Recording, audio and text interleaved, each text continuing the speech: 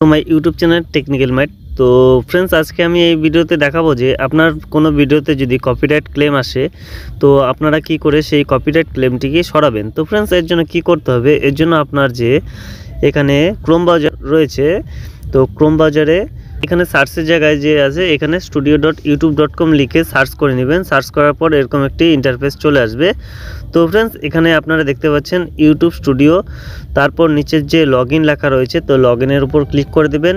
Click করে দেওয়ার পর আপনার যে স্টুডিও অ্যাপটি রয়েছে সেই স্টুডিও অ্যাপটি এখানে চলে এসেছে এবং আপনার যে ভিডিওতে কপিরাইট ক্লেম এসেছে আপনারা কি করে বুঝবেন, এর জন্য আপনাকে এখানে দেখতে পাচ্ছেন ভিডিওর যে অপশনটি রয়েছে এখানে ক্লিক করে নেবেন।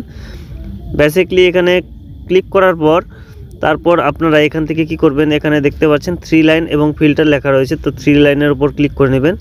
3 লাইনের উপর ক্লিক করার পর এখানে দেখতে পারবেন কপিরাইট। তো ফ্রেন্ডস, এখানে কপিরাইটের উপর ক্লিক করে নেবেন। কপিরাইটের উপর ক্লিক করার পর আপনার যে ভিডিওতে কপিরাইট এসেছে সেই ভিডিওটি এখানে শো করবে। তো ফ্রেন্ডস, এখান থেকে আপনি কি করবেন, সেই ভিডিওটির উপর ক্লিক করে নেবেন। ভিডিওর উপর ক্লিক করার পর এখানে আপনারা দেখতে পাচ্ছেন আপনার ভিডিওটি এখানে দেখাচ্ছে। তো এখানে আপনারা কি করবেন, এখানে কপিরাইট 1 মোর লেখা রয়েছে, তো কপিরাইট 1 মোরের উপর ক্লিক করে নেবেন। কপিরাইট 1 মোরের উপর ক্লিক করার পর এখানে আপনারা দেখতে পাচ্ছেন একটি অপশন চলে আসবে। তো এখানে আপনারা দেখতে পাচ্ছেন সি ডিটেলস এবং রিভিউ। তো এখানে সি ডিটেলসের উপর ক্লিক করে নেবেন।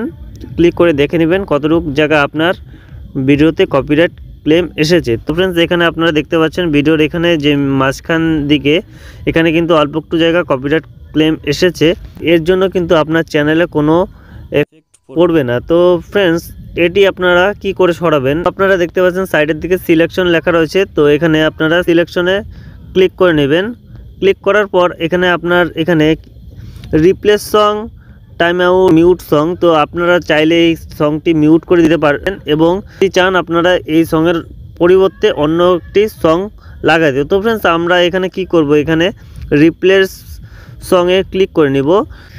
তো ফ্রেন্ডস, এখানে রিপ্লেস সঙের উপর ক্লিক করে এখানে কন্টিনিউয়ে ক্লিক করে দিবেন।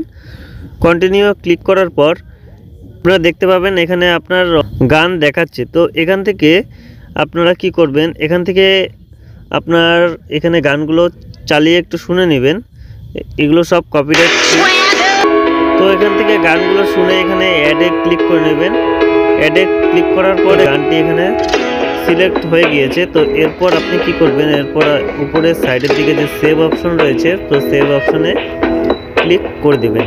ক্লিক করার পর এখানে রেডি টু রিপ্লেস সং। তো ফ্রেন্ডস, এখান থেকে কি করবেন, এখানে আরেকবার সেভ অপশনে ক্লিক করে দেবেন।